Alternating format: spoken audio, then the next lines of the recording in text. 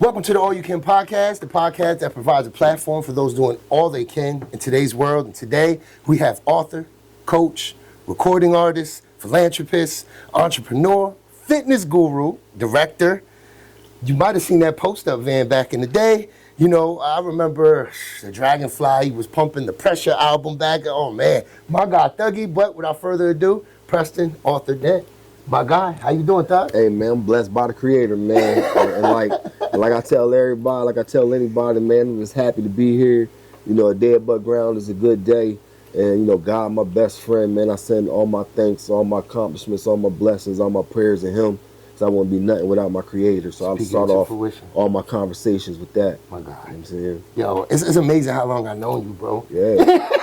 Yo, it's been so long, bro. Go back like car seats, man. I can't even tell you how long. I remember the first conversation we had. You was like, yo, you Puerto Rican, you can rap in Spanish? I was like, what the conversation? It was so long ago, I was bro. long, we ain't even had face hair around that time. Nah. And I saw, but you always stayed busy. You always stayed positive, no matter what consensus was, right? Every time I seen Thug, he was hustling an album, music, talking that talk. Like from the Trey Songs and Fab show all the way to the Farm show, all the way, you know what I mean? Like history, bro, history. How things been going for you? Everything been going good, man. You know, I got a different outlook on life now. You know what I'm saying? You know, I got different values. You know, different things is important to me now as it was, 15 years ago, of course. Watch some babies grow up. Yeah, you know, I'm a father now. You know, I got a family, you know, I love my kids, you know what I'm saying? So I love it, man. So we start with an icebreaker usually. So your icebreaker will be, if you and your friends could go on a road trip, where would you go right now? A road? Do we got to drive? No, let's say you got full reign. You can get on a plane, a boat, wherever you want to go. Where would y'all roll out to? Man, you already know I'm going to Japan. Woo! Why Japan? I'm going to Tokyo. Anything special? Any special reason, or just the culture? You ready to see Just the culture. You know what I'm saying? Like, you know, watching. I watch a lot of movies, so like that was always a place that like fascinated me with their technology and their, you know, the way it's built. You know the construction of it. They really disciplined too. Yeah. Like, you know, they live the longest there, so like I try to study how they eat, try to study their diet. I try to study with them sandals on. Man, I'll be over there, put my little robe on, man. I'll be up in the mountain somewhere getting some of that sun. Right. Yo, where you originally from? I mean, I was born in Kansas City, Missouri. Dope. I was born there, but, you know, I came here as a kid. So I'm from here, originally from here, Harrisburg, PA. You know, Kansas City, that was just where I was born at in the hospital. But I grew up and I learned my game and I got my message and I got my power, I got my unity, I got my family from Harrisburg, PA. So if you see Thuggy with the KC gear on, then you know why. You know why. But I'm a bird baby though. You know what I'm saying? KC, that's just what I was just born in the hospital there. What school did you graduate? What schools did you go to? I went to John Harris, of course. You know what I mean? I went to John Harris. I went to Schimmel. Okay. Yeah, okay. Schimmel, went to Schimmel. You know what I mean? Went to Hamilton. And if you're not familiar with Schimmel, they actually sold it and it's PA counseling services now. So that's history in itself, man. Schimmel, Hamilton, which now my kids go to is Cougar Academy. Yeah. I went to down. When I first moved here from Kansas City, I moved to the projects. We was living in the projects. At the Funk? Yeah, down the Funk on Campbell Street, and I went to Downey. You know what I'm saying? Then we moved on Crescent Street, and then that's when somehow I ended up at Hamilton somehow. Shout out to Crescent, Hummel. Shout out, you know. I was at Schimmel for a couple months, then somehow I got to Hamilton. You know what I'm saying? That's crazy, man. That is crazy. So what gave you your early start in hip-hop music? Like, what gave you that passion to like, yo, I'm going to be something in hip-hop? Well, see, the thing is, right, like, I've always been a writer. You know what I mean? I was a guy in school writing girls' love letters. You know, like, I didn't really have... Me too. I didn't have the word, the gift of charm, so I had to write it down. Yeah. Now, I was winning all the poetry contests, all the, Did you they know what come I'm saying? get you like, Preston, come write this for me? Yeah, like I was writing my friends' letters to get her girls. You know what I'm saying? So I was born a writer. That's dope. I had to learn how to rap. So I never really tried to rap until then. Once my dad died, and before I went to jail, before I went upstate or whatever, I found some stuff that some music and shit that my dad was on. Cause my dad was in the band and doing music. I just never knew. I never know.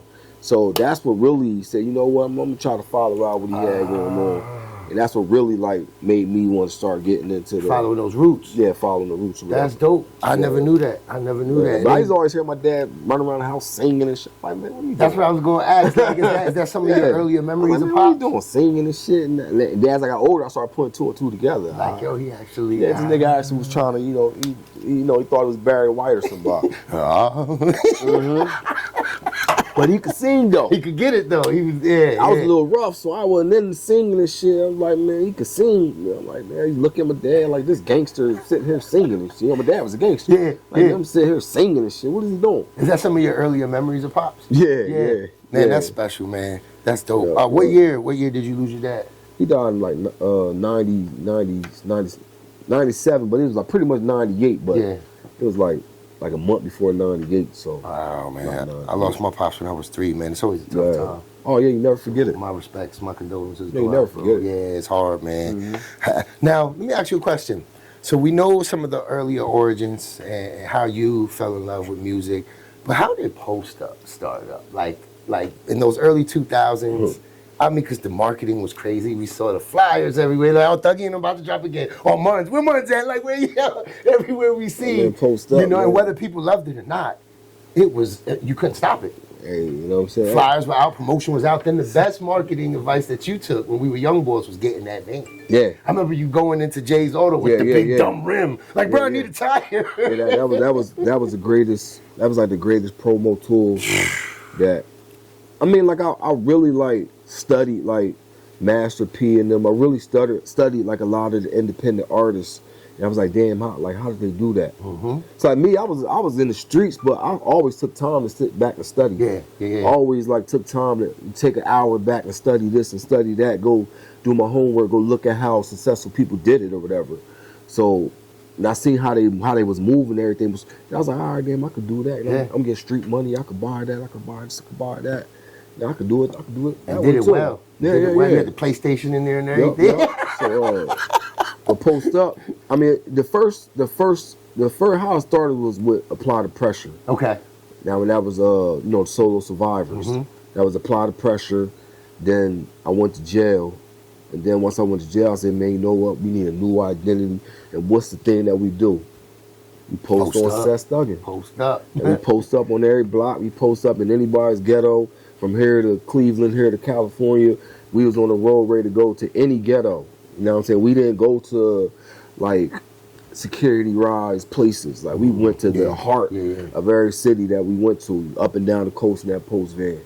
You know what I'm saying? So, like, that's what we did. We posted on Seth Stuggin, so Post Up was, like, the perfect word. Who's the original, you, Court, Muns, who was the original, like, Post Up members? Me, Court, DeJean, Skilo. I mean, we was 30 deep, 30, 40 deep. Like, we was the only ones running around the joint with 40 people with Post Up shirts on. But the original starting 5, you know what I'm saying, would be me, Bobby Brown, Court Coley, Sanchez Maxon, Kevin Maxon, S. Muns, Big Cheese. So Kev Maxon was actually one of the original. Wow, see, I didn't know Maxon, that. What's up, Kev? Shout out to Kev. Yeah, Skilo, that's my heart. Shout out to Court Coley. That's my old head. Yeah. So them was the originals. Yeah, yo. And I remember the logo. It was like under the sign. With like the figures posted up, like on the, I remember that. I tagged them on. Yo, that's crazy. And then how did that transition from EBM? Well, because with Post Up, man, with that, with that time frame, it was like so many people coming and going. So as we started rising, we was like, well, listen, we still want to be Post Up by heart, but we just want to change our identity. We got to brand different. We got to brand different. We need something fresher. We need something younger. We need something newer. And that's when we came over Early Bird Mob. Do your glasses. You know what I'm saying? As we came over Give them that work. That's still one of my favorites. I still listen to that joint though. You want to know what's crazy, bro? I was listening to that one song that we did. We did a little video at the skateboard joint. Bro, we was really before our time, man. Like, cause that video and that song, that joint crazy. I still, like, we got a couple bangers. We got a couple joints. So that's one thing you asked me. You was like, bro, do you still write? I ain't gonna lie. I get the urge to, but there's so much to do. Yeah. You know what I mean? There's so much to do and there's so many hours in the day. I'm like, I find myself trying to stretch minutes, you know what I mean? And between my 5 and running the city and running the nonprofit and, you know, all these students that I love and want to do the best for, it's hard, but I do teach them. But don't think, Doug, I don't for a minute like, ooh, I'm about to, ooh, they think they got it. Shit, as long as you giving back. I mean, look, as long as you give, I mean, it never goes, you know what I'm saying? So, like, as long as you giving back, man, you know, it's all that matters as long as you giving back. When your time come, you know what I'm saying, that you got the time and the space, like God gonna tell you, look, now it's time to get back in there. I kind of feel like Nas sometimes, bro, or Hov, like one of them in that mentality, because you know how like some of the area greats, they do great, they're big name, but then they start businesses, they start families. It don't mean they fell off, because we did it, we toured with everybody, won awards, but it's just like you move on, like Nas did, he invest in that, he invest in Ring, he, you know, he might drop an album time to time. I feel like kind of sticking and moving sometimes, bro, but I mean, you know, come with the territory. that wave, man, it's hard. It's hard. Now, from Post Up to EBM, how did it go into publisher, Preston Dent, and everything you're doing now with David too? I mean, it was, you know, it's like, I really look at entertainment as like the drug game, like, because that's, you know, that was my main profession. So, like, I always looked at it like, well, if you want to be the biggest dealer, you got to have everything for everybody. You got to have crack, weed, heroin, pills.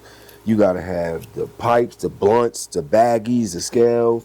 You got to have all that shit to be. Sometimes even the therapy. You even got to be a therapist to people.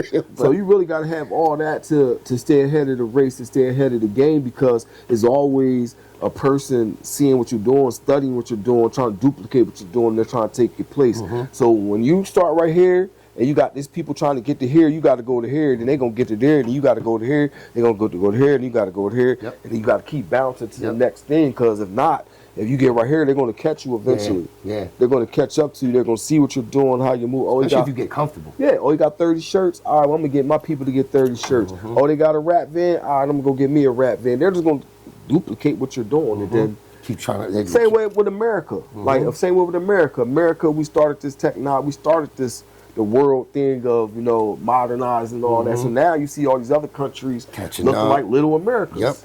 They catching up. You know what I'm saying? So that's what made me think like, damn, I got to do something else. All right, this rapping, look, I know that it can never be a best rapper. It can never be. You know what I mean? Because he might have the best bars. He might have the best voice. He might have the best delivery. He might look the best saying it. He might be more realer than everybody saying it. He may be more powerful. So it can never be, if you say, oh, he's the most lyricist, well, he's the most lyricist, well, he sounds the best. So it can never be the best. There's so much criteria. It'll always be an argument. That's a good way to look at it. Who could be the best. It can never be the best. That's a great argument. It's almost everybody. So me knowing, I knew that younger, so I was like, well, if I'm not the best rapper, I know I'm probably the best marketer, probably the best blah, blah, blah. I know I'm top tier in that. If I'm not the best rapper, then I need to get in a lane to where I could be the best. You know what I'm saying? To where there's no demographics, to where it's, okay, you know, his ears is big, so I don't like him. You know what? His nose twinkle when he talk. I don't like him. You know what? And that's how it would be, too. You know what? He tried to talk to my baby mom, so he's whack. You know what? He just smashed my sister, so I hate him. So that comes with music. Like, a person would not like your music because you wore a pair of green sneakers. But see, with writing, with shooting a movie or writing a book, a good book's a good book. Regardless. A good movie's a good movie. You know what I'm saying? Like, a good story's a good story. Like, you can't say, hey, you know what? Titanic, I don't like Titanic because the writer had a mohawk. You know what I'm saying? You can't do that. So I think, I mean, it doesn't work because a good movie's a good movie. Like, we don't, like, when you think of Juice, you think of Belly, you think of Menace Society, you think of Lord of the Rings. Like, we don't give a damn who wrote it. No. All we know is it's a good movie. But with rapping, you hear a good song. Who's that? Oh, let me go look him up. Oh, man, he's on here talking about baked beans and potatoes. I ain't listening to that shit no more. Because rapping is the most hated. It's the most hated. You know, rap, hip hop is the most hated culture. Period. I mean, people hate rappers more than everybody. And the most duplicated, the most imitated. Like, they hate rappers. It's insane how rappers are hated. Do you think that's because of like a negative connotation that goes with hip hop? Like they automatically think like hip hop's evil or tells or spreads a bad message, so they like hate rappers? Well, to be honest, I think because people, even our own people, they don't want the next person to be able to be successful.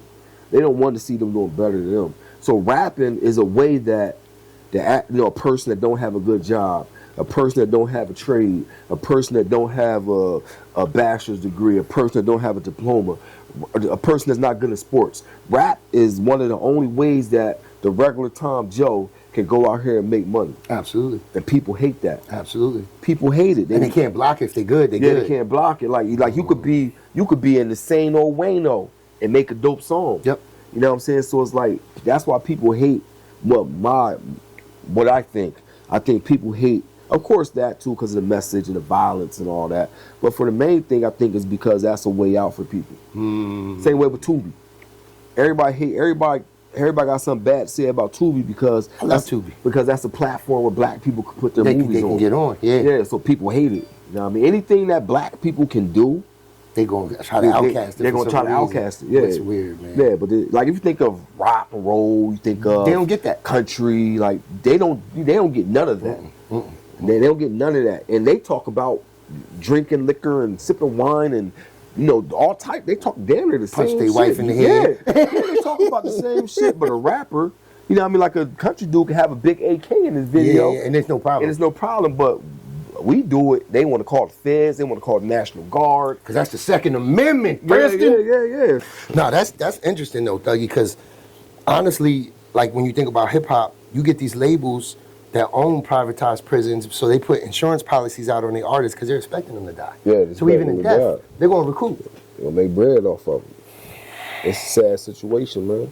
And it's business, but I think it's so it's fucked up, right? Like it's like, it's everything got its pros and cons, man. Yeah. And in life, right, you got to understand for every situation there's a pro and a con.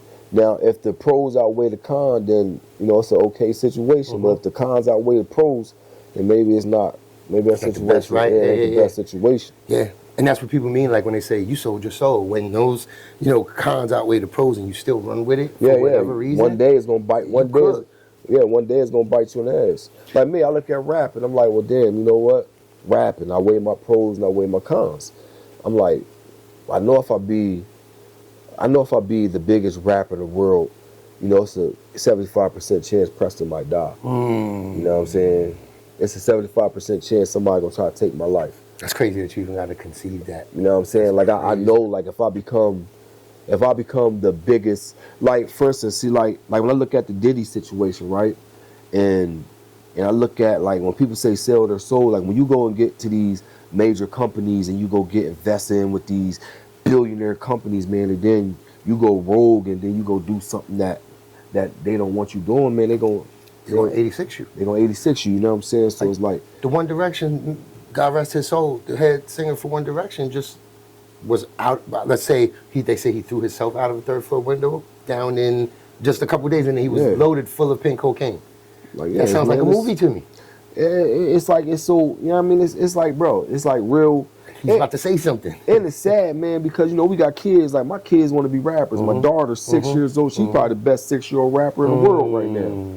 You know what I'm saying? My daughter sit here and freestyle, rap, and everything else. You know what I'm saying? You know everything behind the veil. Yeah, so me, I sit and look. I'm like, do I really want this for my children? Do I really want them to go through the same struggle and same trauma that I endured by trying to be a rapper? That's deep. Do I really want them to do that? That's deep. I said, but can I be the father that's there and say, no, you can't do something that you love doing? It's tough being a dad, bro. It's tough being a dad. Because you're damned if you do, you're damned if you don't. You got to make the best. I'm right there with you, bro. It's so hard. It's like, you know what I mean? Do I really want you to get in this? Because I know I'm going to blow the world up. Something happened to mine. Listen, I'm talking about, I'm blowing up the whole village. And they don't understand, like every great general was once a great soldier. The gift is always going back to that soldier. At any given time, we could convert right back into that soldier, but they forget it.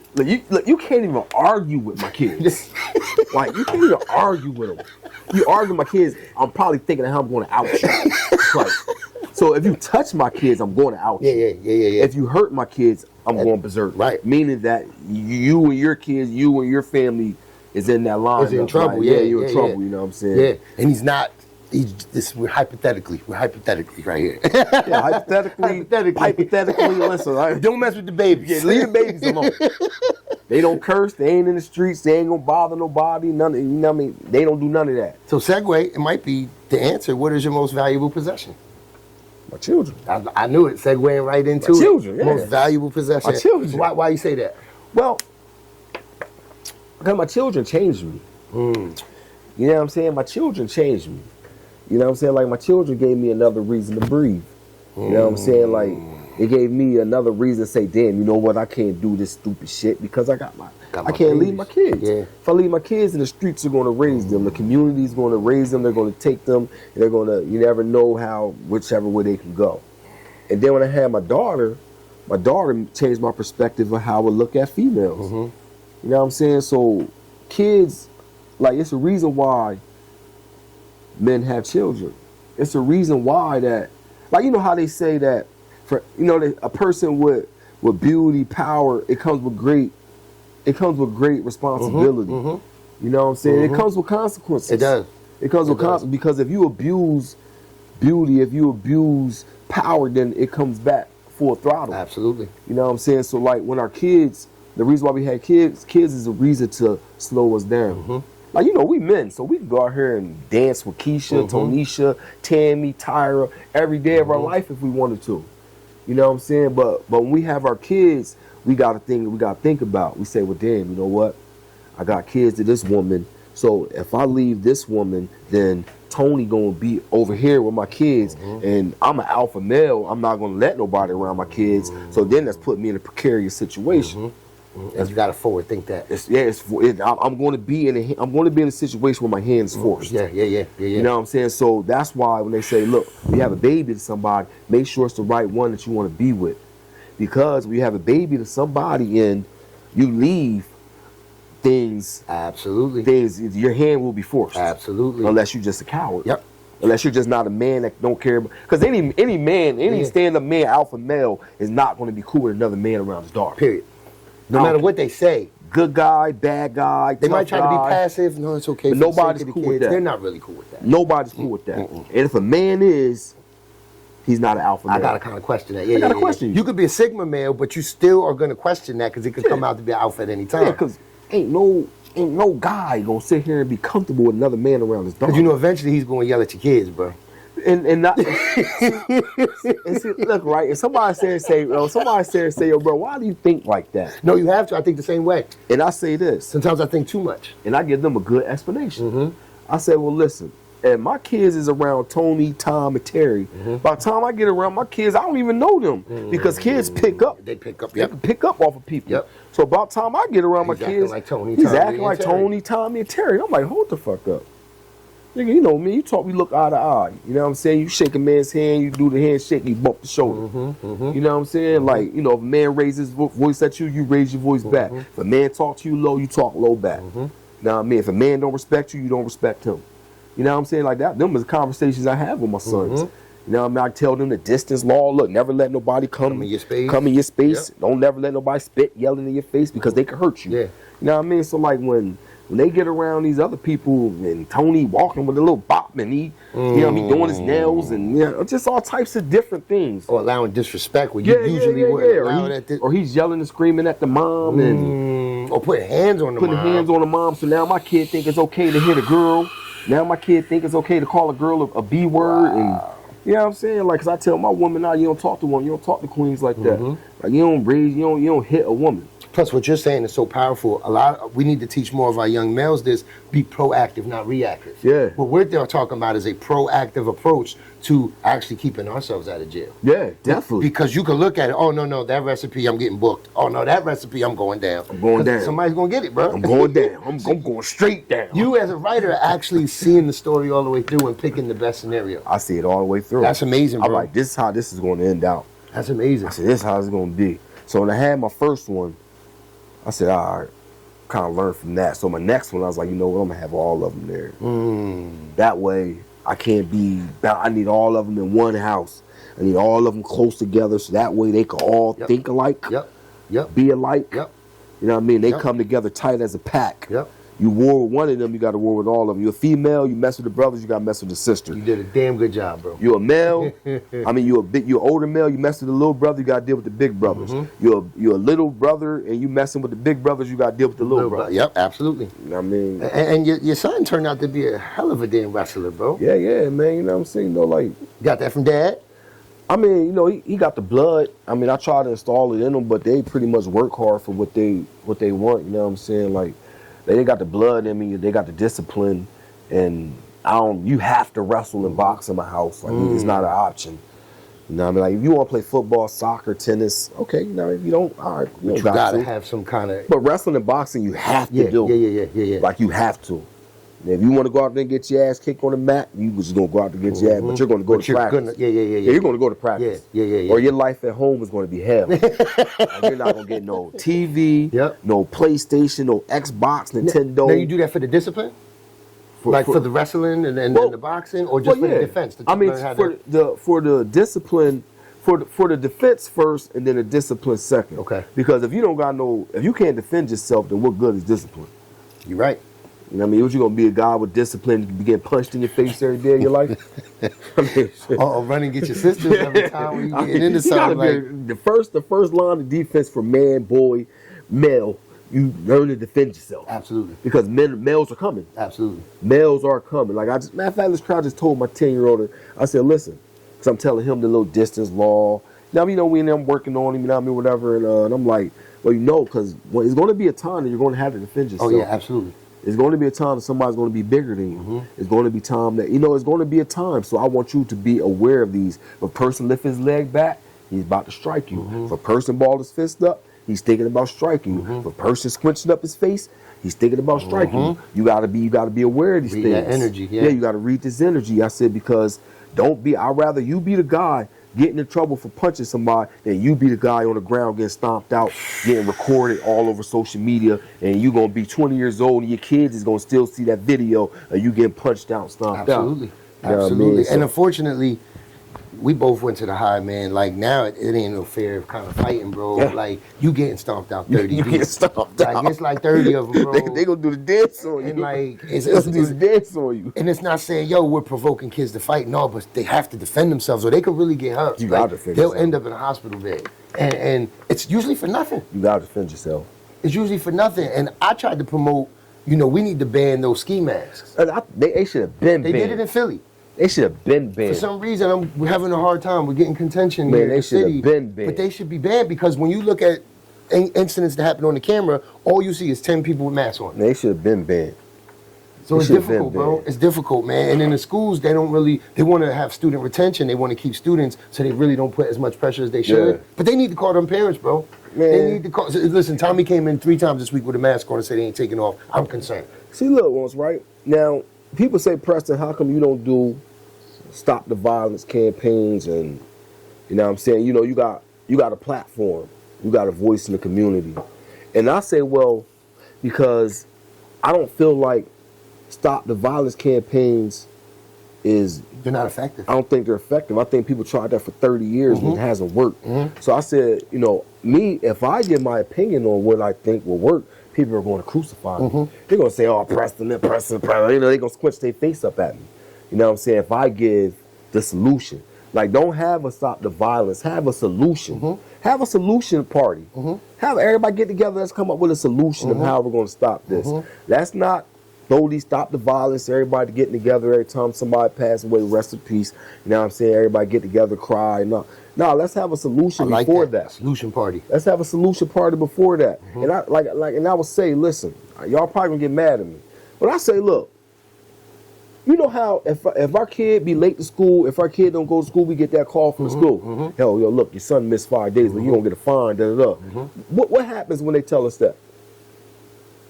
We try to put a little bit more pressure on it. We make sure our kids get their ass to school. Same way now, if the judge tell me, listen, if your son get caught with a gun and he get 5 years, you're gonna do that 5 years with him. If the judge tell me, listen, if your son killed another kid and he's getting 15 years, you're gonna do 15 years with him. What am I gonna do? You ain't gonna make sure that little boy ain't killing no guy. Make sure that I'm gonna check that. I'm gonna search that nigga every time he walk out the house. Bro. I'm in his phone. You might put a metal detector at the crib. Yeah, you got a pooch shiesty mask on. I'm whooping your ass. Yo, I mean, that's a great point, bro. I said, look, charge these parents. That's a great point. With the same crimes as their fucking kids. And they're going to care a little bit more. And people will say, well, look, what if the dad ain't there? All right, well, charge the dad for not being there then, God damn it. Or, I mean, regardless, it's still a single mom. And I know a lot of people aren't charge the mom. Mom. Because mom, yeah, charge the whole goddamn family. And it has to be a system where if there's a benefit being taken, whether it's food stamps, such as such, the county should kick in and work with them somehow, some way. Man, I say put them in jail. Right, if there's something, if they have. I say charge the parents. Yep. Because the thing is, right, see, these parents ain't parenting. Like, how you not know, how your little 12-year-old kid out at 4 o'clock in the morning with a gun longer than his arm? How you not know? Right, and half these people, they know. But look, and see, the thing is, right, they would say, well, Preston, how can you say that? Well, first and foremost, I'm a well-endowed street guy. I mean, that ain't no secret. Yeah, well-endowed, but shot, stabbed, blah, blah, blah, blah, blah, the whole nine. So, ain't none of my kids street. Yep. Ain't none of my kids never popped nothing, never shot nothing. With me. Ain't none of my kids, they might wrestle you down, but they ain't on the block. Yeah, they ain't never. None of that. My son, like, I'm about to go to Harrisburg, man, Dad, I ain't trying to go through there, you never know. You know what I mean? So, like, when these parents ain't parenting and they're not controlling their kids, I'm like, well, you ain't even that much of a street guy. That's a great point. So how the hell is your kid? How's your kid more gangster than you? More gangster than you? Yeah. How? Yeah, that don't make sense. That means you're not parenting. Yep. So you mean to tell me that our community, you mean to tell me that my kid got to get killed by your kid because you can't control your kid? So my kid got to get killed by your kid because you can't control your kid. Because your kid is 14 years old out in the fucking community, running around with Dracos, running around with guns, running around doing whatever he wants. And you're too scared to say something. Your kid on social media wearing all black, a black hoodie, black pooch shiesty mask, throwing up gang signs and all this other type of stuff, and you don't think that your kid is in the streets. Bro, this is probably the most realest conversation I've ever had on this show, bro. And that's so deep because parents don't look at it like that. That's crazy. They think, and bro, trust me, I work 3-4 jobs. I got 5 kids, putting 4 through college. It ain't easy, but I'm not going to complain to you or nobody else because who's going to really care? It's my job. I owe that to them, right? So why parents like, oh, I got off work, I'm too tired, I can't keep up with his day. That's your obligation. That's your obligation. It's nobody else's. So what you're saying is, bro, you either seen that baby strap up before he left or you seen the burner come back in the house. You had to. There's no way you didn't. You had to. But the fact is, a lot of parents want to be friends now. And them sons and daughters are coming back with weed for their mom or dad. Them sons and daughters are coming back with pills for mom and dad. And shit. Blunts for their mom and dad. Instead of there being like discipline and structure, it's like that's the homie, let him go because he's coming back with some burn for me. Yeah, that's crazy. And I'm not saying that's everyone, so please don't take offense, but we got to understand and admit that in our culture, that's a high percentage of the problem. Yeah, it's seen a lot, man. And listen once, and I'm not being hard on the single mothers, the single fathers. No. I'm not being hard on everybody. I'm not saying that everybody's in that situation. No. I'm not saying that every household is in that situation. But for the ones that are. But for ones that are. If you're the mom, if you're the dad, and you know that your kid is out here wearing pooch shiesty masks, got guns, and you know they're in and out of the house all day, 10 o'clock at night, coming in 11 o'clock, and you know they're running around. What are they out in the streets doing? Nothing productive. What are they doing? They're hanging with 5 or 6, 7 little kids. They all got frowns on their faces and their pictures. What do you think your kid is doing? And you know what's crazy? If city council or the mayor enforce the curfew that's already put in place, oh, they're tripping. They can't control us. Why are they trying to? So then how do you know what I mean? It's like, damned if you do, you damned if you don't, bro. Yeah, and it's like, see, and what hurts the most is, right? See, we'll see a person, something bad happen to their kid, but like a month or 4 months before something happened to their kid was out there doing something to someone else's kid. You see what I'm saying? So and it hurts that it's like two kids lose their life because when you kill somebody, man, you know that ghost come back and haunt you. It does. You know what I mean? You're not the same person after you kill somebody. You might think that it look cool on TV. You might see it in a movie. You might look in those rap videos. You might see that, but one day that ghost is gonna come back to haunt you. You know what I'm saying? Like when me, And so it's just a sad thing, man, you know, and I just hope that one day, you know what I mean, you know, that the people will, like, pay more attention to their kids. Like, be more strict to them, like fuck your kid up, man. Mm-hmm. Like, whoop your kid's ass. Mm-hmm. You know be what I'm there, saying? don't like, be afraid, yeah. Yeah, like, man, my dad, listen, look, I'm going to tell you, look, I was 14 years old, right? And I had a girl in the house. I had a girl, I'll never forget this. I had a girl in the house. So, you know, my dad come home. Dad come home from work. You know, my dad tougher than me. I know I couldn't beat him. You know, my dad come home. We open up the door. He like, he put his head down. He's like, what the fuck? Told the girl, he said, get the fuck out. So my dad is like, yo, he said, oh, so you a man now? Oh, so you got a bitch in the house. Oh, you a man now? Oh, you tough now? I knew he was going to throw a jab because when he punched me, I never seen the punch. I just felt him. That's how fast they came. I never seen them. I just felt them. yeah. So I'm like, Dad. I just felt it. Mop. But my dad fucked me up, bro. And my dad's like, you ain't gonna be fucking with no bitches out here. You too young for that. Man, you can't be having no babies. No. That girl, she's 17 years old. What are you doing? He gave me hell. My dad was so mad. And since then, and I was, you know, I still tried to sneak around, but I knew not to bring no girls in the house. Right.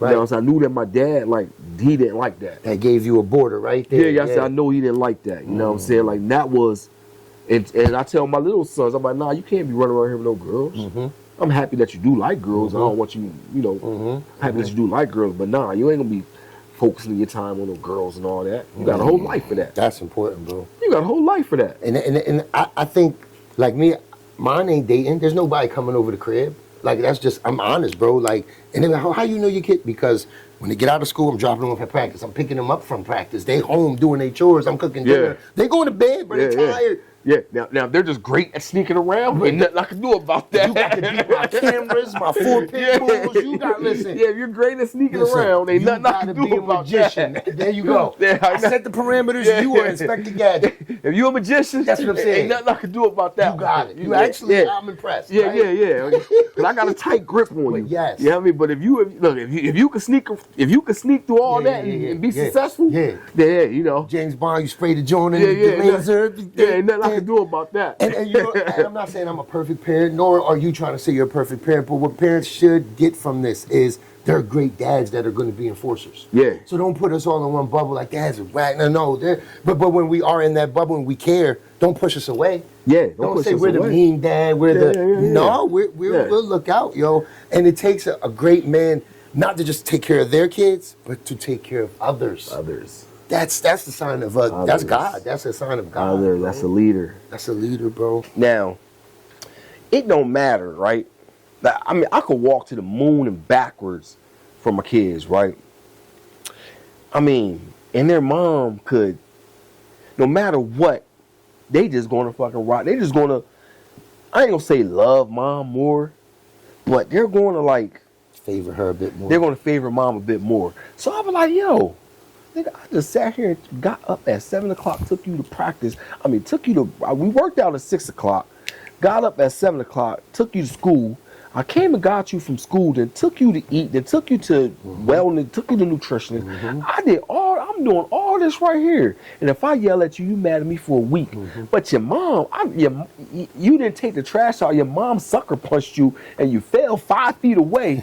And your next day, you not act like nothing ever happened. Your mom just sucker punched you, dead in your jaw, and nothing ever happened the next day. But if I yell at you, it's the end of the world. It's the end of the world. I'm like, yo, how the hell is that? Like, where does this add up at? In my opinion, I think it just comes from that constant mom comfort. I think in every scenario, because it typically, not always, but almost in every scenario, mom's a bit more gentler. Mom's usually there.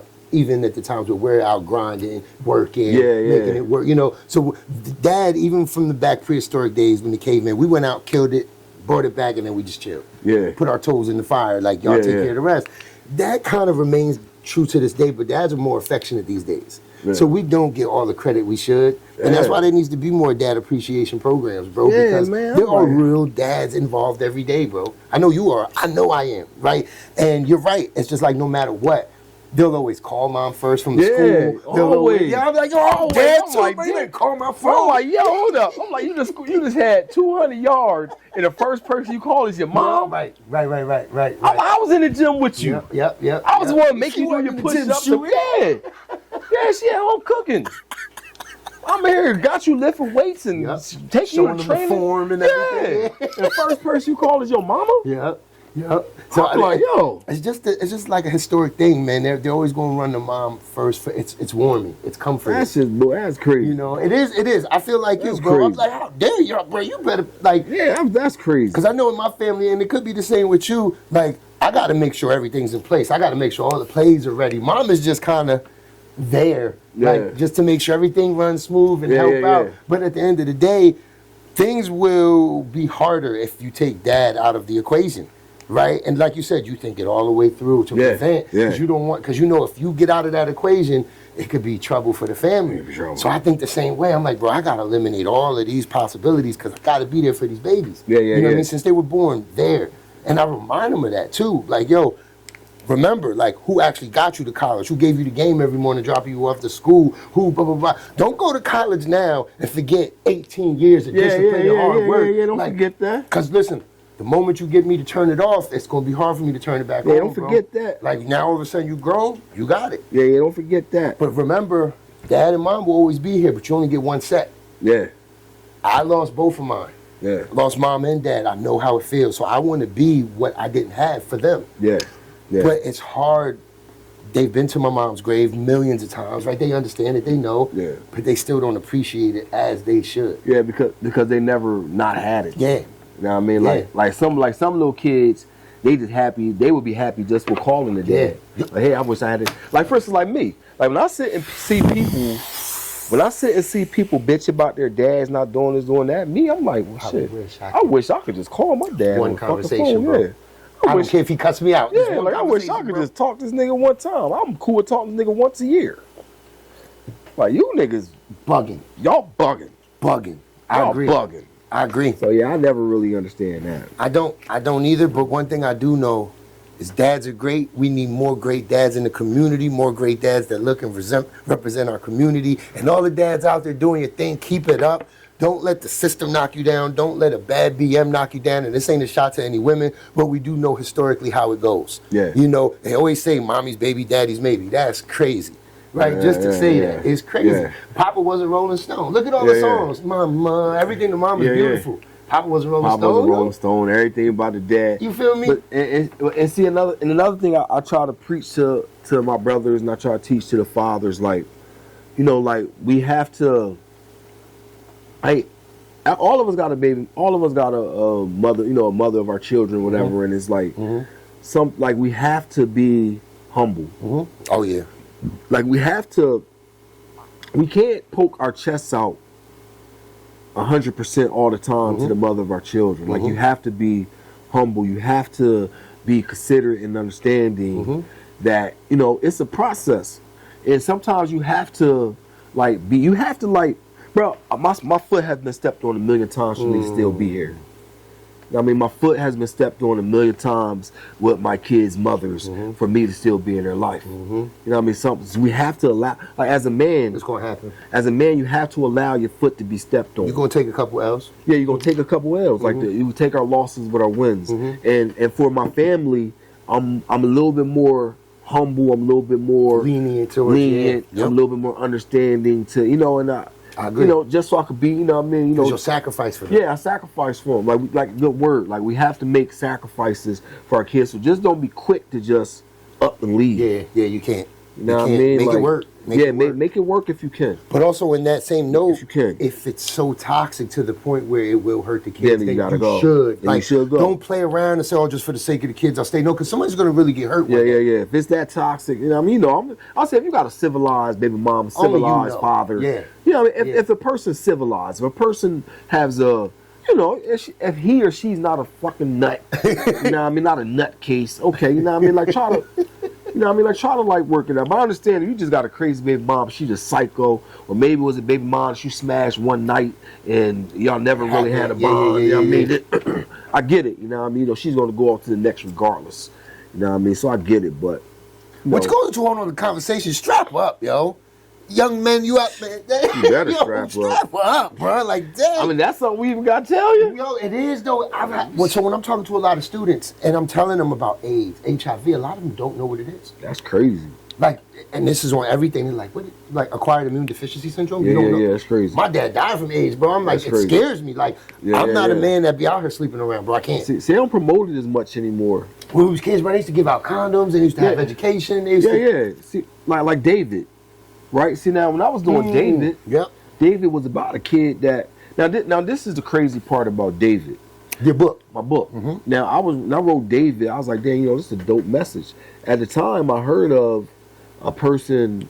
It was in a different city though, but I seen it somewhere, and the person was like running around. It was a kid running around, just purposely giving girls HIV. So it really happens. It really happened. So, and I was like, that's a dope story. I said, put together a little campaign for this, So I started doing that, and then people put the stereotype on me. So I'm like, damn. I do remember that. Yeah, so people put the stereotype on me, and I'm like, well, damn, I just wrote the fucking book, dog. You know what I mean? So, I go take my little HIV test and blah, blah, blah, do a Know Your Status campaign, take my test in front of the 100 people that was there. You know what I mean? I actually got 70 people tested at my at my little HIV campaign that I did up at the park. Got 70 people tested. And that's how they kill a messenger. You know what I'm saying? That's how they kill a messenger though. Like me, I could have been a good advocate. I have a voice, I have a community, I have a thing. I could have been an advocate, but when them trying to give me the backlash of, them questioning my blood because I'm the one doing this, I'm like, wow, if the white guy's doing this, y'all don't say that he's right. I'm just the kid in the book is 14 years old. Right. That's not even yeah. Like he's 14. But James Cameron, right? Avatar. You ain't saying he's a blue ball swinging. Yeah. So it kind of, and then I was still, my ego was still attached more. So I was like, man, I ain't fucking with that no more. Yeah. You know what I'm saying? But you're right. That's how they kill the spirit. That's how they kill the spirit. They killed the messenger. I think you was doing something great. But they killed the messenger though. You know what I'm saying? So I got out of that. But that's definitely in our community a way that they kill the messenger. You know what I'm saying? And it's a reason why they took all the health education out and stopped educating. It's like depopulation. Well, and that too, but now they have medicines that that's pretty much don't even detect you. You know what I mean? People living longer lives, so it's not as Magic been alive and healthy as an ox forever, bro. And now it's not as, and it's not as dangerous as the cancers and all that type of shit. That's something, and personally, I never really expressed this, but it's something that pisses me off because I'm like, bro, if my dad could have stayed alive a few more years, he'd have been able to get some medicine out of it. He'd have met his grandkids, bro. You know what I mean? Shit, it pisses me off, but you gotta take it and grow, bro. All right, so how did you get into film? Well, was it just the videos and it's just like transition? I mean, film just came. You know what I'm saying? Like I was like just writing books. I had cause I got like 50 written movies, bro. And I'm like, it's like no way I could write a book. I don't got the time in the world to write 50 fucking books. Right. So I said, well, damn, you know what? Maybe I just need to start shooting these joints in the movies. Not unless it's just a great story, a great book that I know can go nationally, can get news coverage, can get magazine coverage, can get Professor X to back it. Unless it's like a big book like that, I'm just gonna turn that idea into a movie. And do you write the screenplay or do you freestyle the movie? No, I write the screenplay. Okay. I mean, so first, let's say if I got a book. Now, it's a couple ways I do it. If I got a book, and I say, well, damn, this book's crazy, I say, I can shoot this book. Like, for instance, like Cargon the Evil Fairy. I can't shoot that movie. It's too, mystical. I don't have enough money to shoot it. Got you. I mean, it's way out of my realm. Yeah. So I can't shoot that. So I would say, well, damn, Harrisburg, you know what? I can shoot that. You know what I mean? I could pay a couple little actors to get up here. I could, I could finagle that. You know what I'm saying? So I would take a book like that and just turn that book into a screenplay, turn a screenplay into a film. But I do got the ideas. Let's say if I got an idea and I'm like, damn, let me write that into a screenplay real quick. Boom, boom, boom. I put that in a separate little file. And I say, well, damn, when I got time to, if I want to shoot the film, I shoot it if it makes sense. Yep. You know what I'm saying? So, that's dope, man. Yeah, so I do write the screenplay. I don't really freestyle no film. That'd be crazy. Like Yo, that's some yo. I don't think a film could be freestyle. Yeah. Some people don't have any plot, any reason. They just start going. Some can. I mean, like, but like, let me think of like Blair Witch.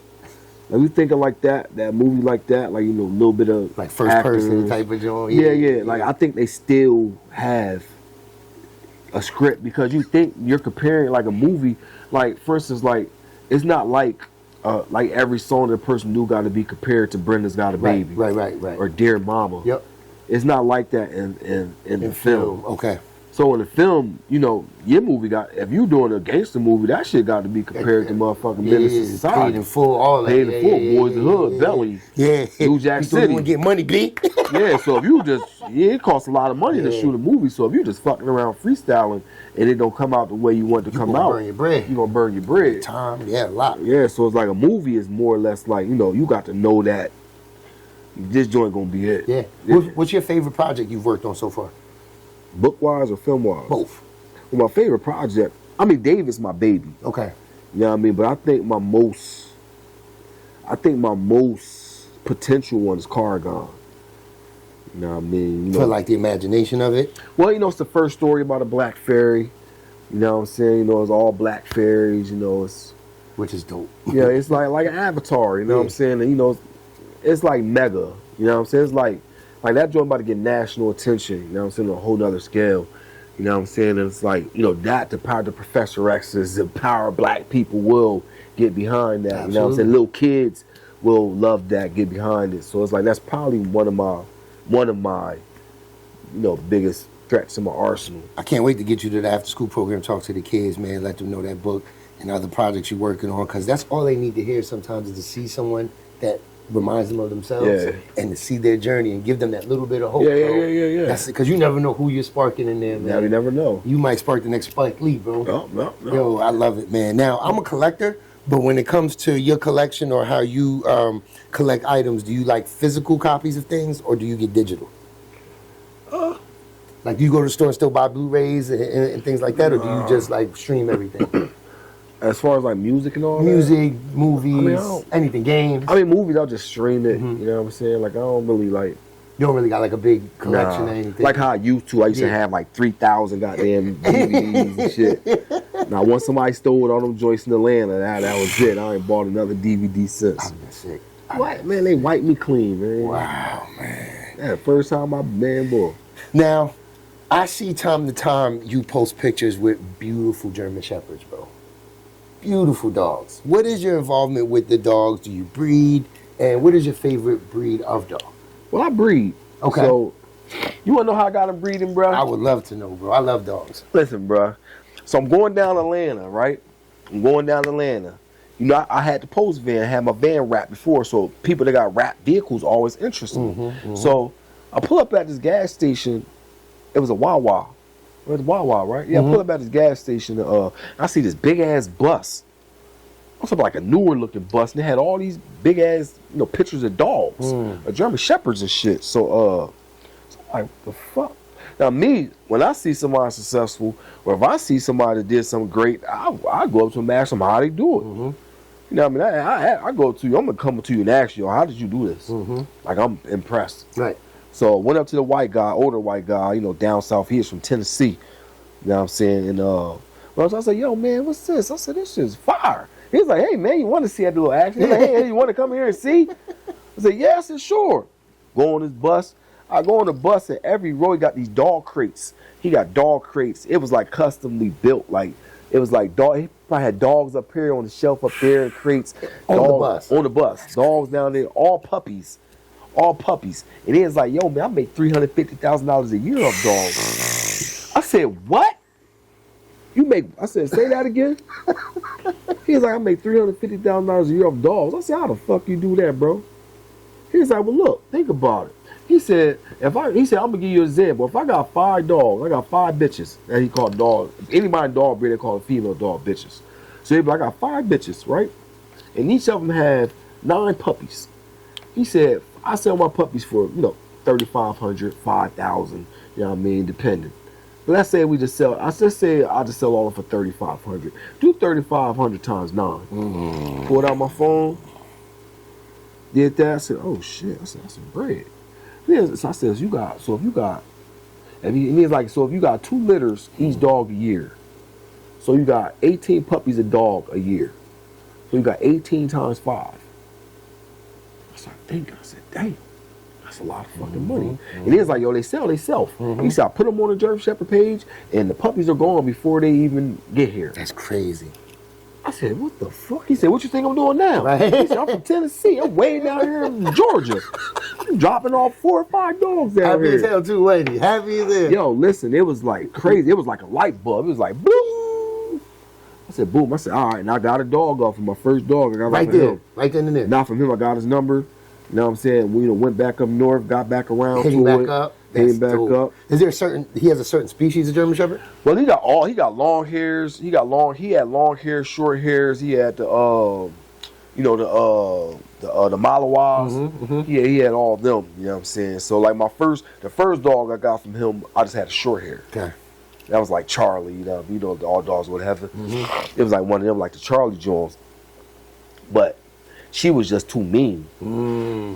She was too mean. So I was like, yo, I called him. I was like, yo, man, these German Shepherds is cool, but I need something. I got kids. I need something a little more friendlier.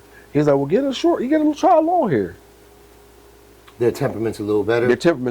So he was like, man, listen, I got this dog. He said it just came in from Poland. Got passports and everything. That's crazy. He said, dog don't even know English. He said, dog don't even know English. The dog is 12. He said, the dog is 12. He said, dog 12 weeks old. He said, can you believe that this person gave me $1,000 deposit on the dog, and I went and spent the other $5,000 on the dog, thinking that he was going to give me the money for the dog, and now I can't even talk to him. I can't even find him. That's crazy. He said, if you want to, he said, this dog right here, you get this dog, you'll be able to sell these puppies for $5,000 easy on the low end. That's crazy. He said he got a big old head. I was like, what? Let me see him. Man, I seen that dog. The dog head was this motherfucker big, fur everywhere. I said, all right, I'm coming down to get him. Yo. He said, and he sold to me for $4,000. He said, I'm going to take $1,000 loss. Got it for $4,000. The dog don't even speak English. Don't It's speak crazy. English. So then I said, well, okay, well, damn, so we just got a dog from Poland. I said, so that's where it's at? So that's where, me, I'm always trying to figure it out. Absolutely. Trying to get a dog from Poland. Probably looking up breeders in Poland, all that type of shit. Found one. Find your connect. Yep. Now I got it. Now I got 4. I got 3 German Shepherds. They're all from Poland. I had 4, but 1 dog. Now you get the plug price. Yep. Now I got the plug price.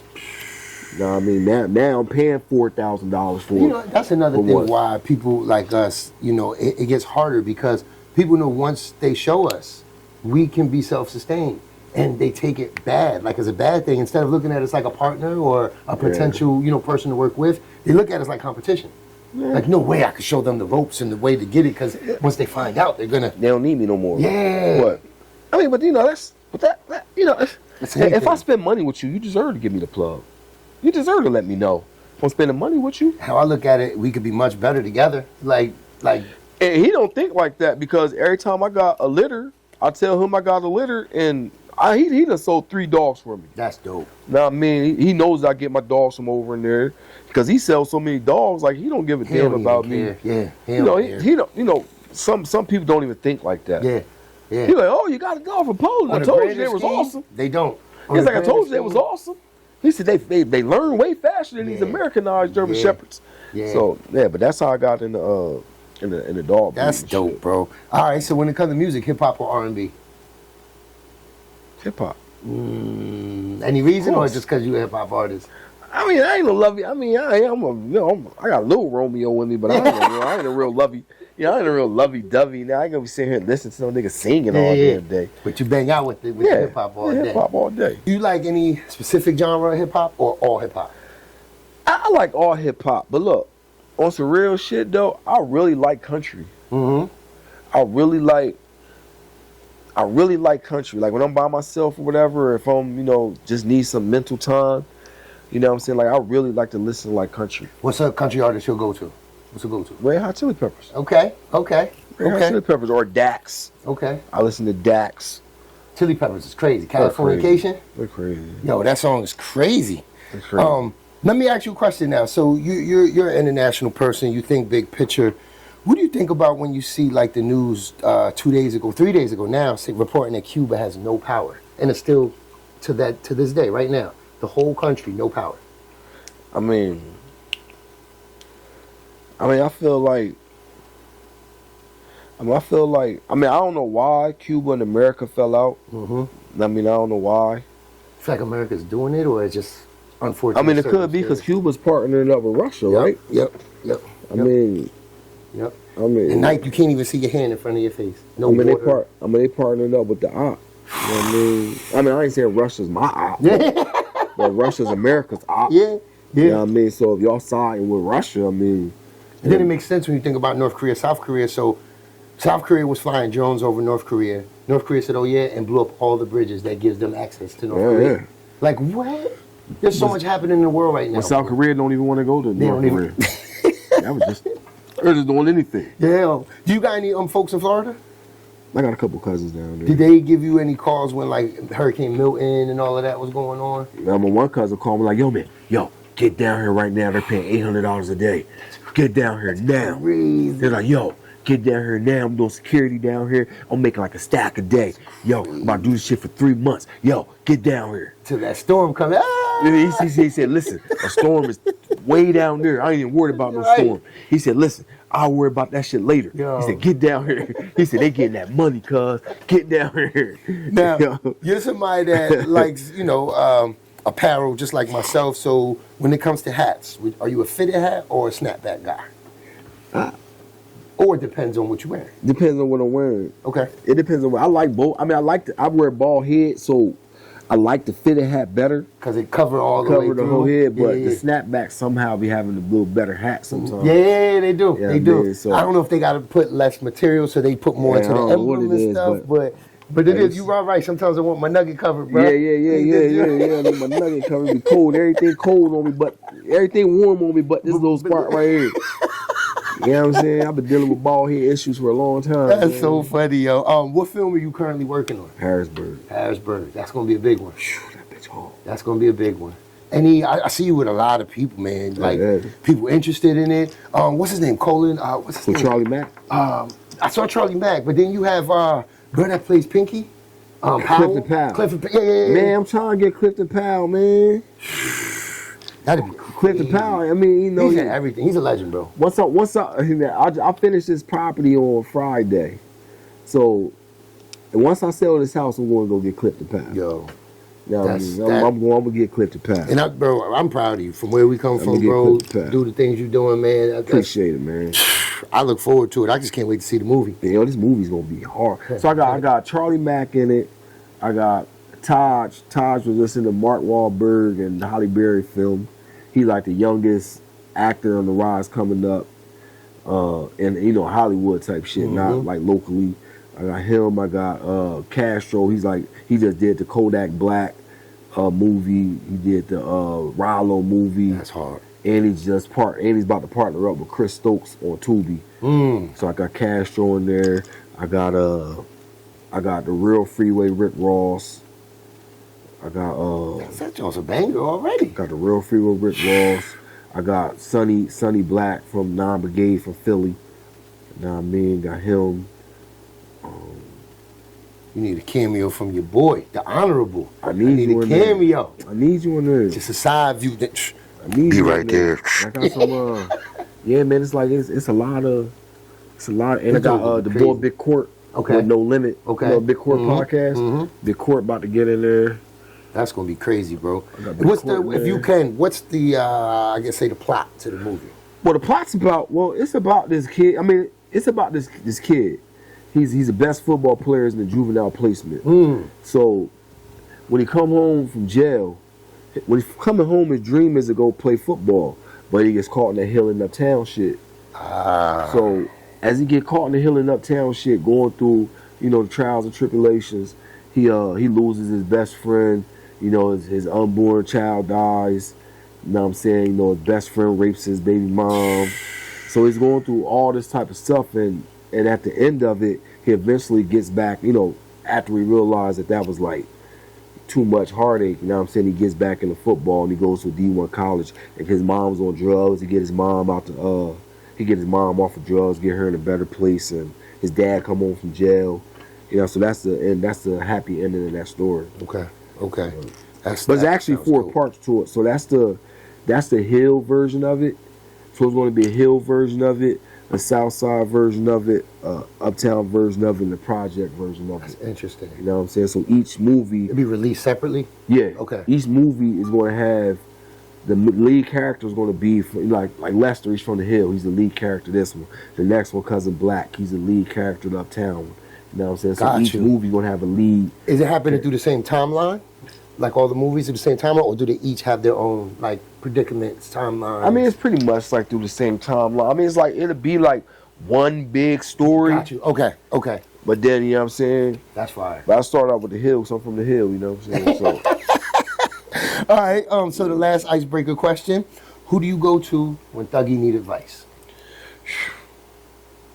I mean, of course, God first. God first. I mean, I normally go to my mom. Okay.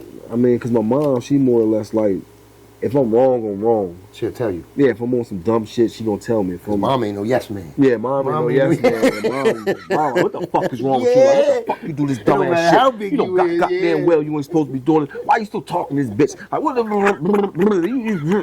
Mom, give it to me raw, uncut. Like, what? It doesn't make sense. Like, why do you do that, son? Yeah. Like, so that's the person I go to when, you know what I mean? Like, when I need somebody to tell me, you know what I mean, you want some dumb shit. You know what I'm saying? You know, sometimes I'm a human being, so sometimes I've been through a lot, you know what I'm saying? So sometimes I might get in a dark place.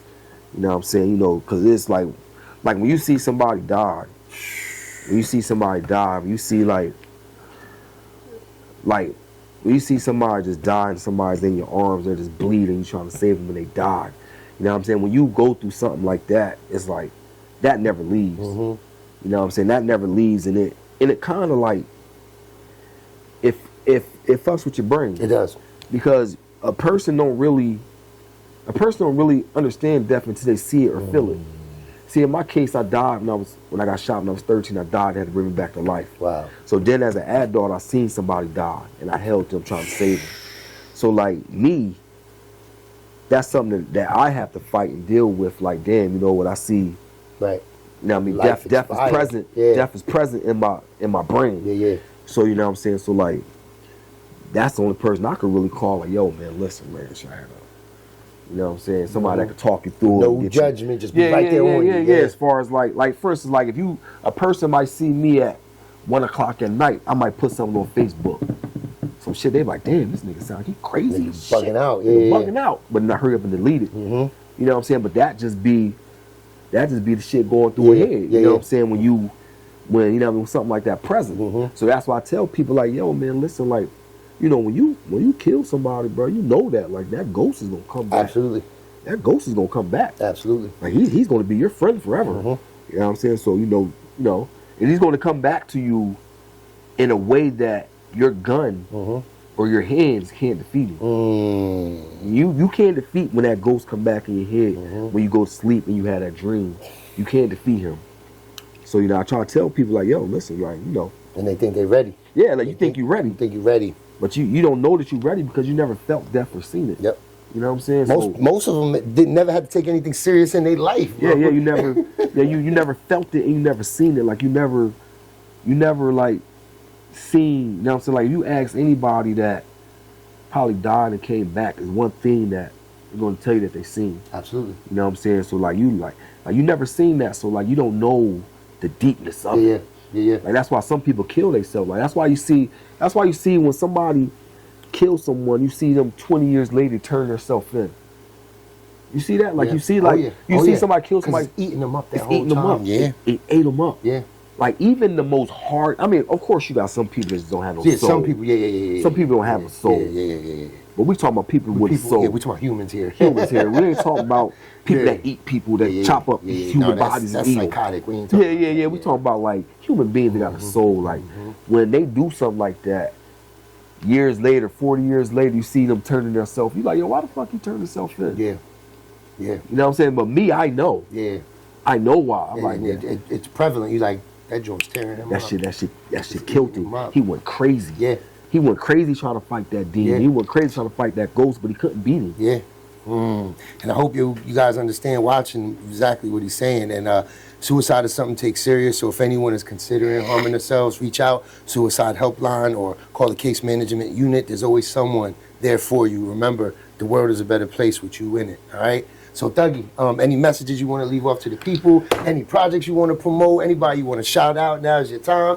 Well, listen, man, let's get back to the positivity things. You know what I'm saying? Like, look, I want to talk to all entrepreneurs, all the hustlers, all the dream chasers, all the people that's going to school, that's trying to go to colleges, playing sports, trying to better themselves, all the people that trying to motivate the people, all the people that's trying to get people out of their bad situations, and all the people that's not making fun of people that's in bad situations. I want to shout y'all out, man, because the world needs y'all. Another thing is, man, if you ever need somebody to talk to, if you got a son, if you got a teenage boy that needs someone that could talk to, somebody that could talk to him, somebody that can give him guidance, you know what I'm saying, you can always hit me up. I always got a word for the troubled youth, you know what I'm saying, so you know how to reach me.